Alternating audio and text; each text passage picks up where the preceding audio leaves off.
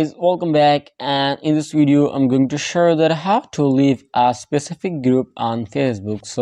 Which is pretty simple and easy to do. Before we start, just make sure you like this video and subscribe to my channel. Thanks guys. So let's get started without wasting any time. And first of all, simply open up your Facebook app and then just simply tap at these three lines to come to that menu section, and tap at groups and open up that specific groups to which you want to leave.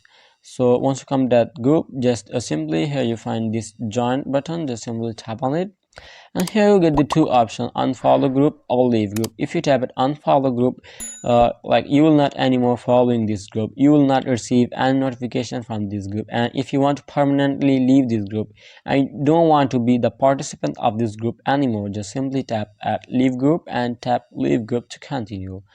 That's how you can easily leave a specific group on Instagram or on Facebook, sorry. So I was helped you guys, and if you have any question about the tutorial, just leave in comment section below and I'll be catching you in the next video. Thanks guys, and if you don't, just like and subscribe to my channel, and I will recommend you to check the latest video on end screen. Goodbye to the next video.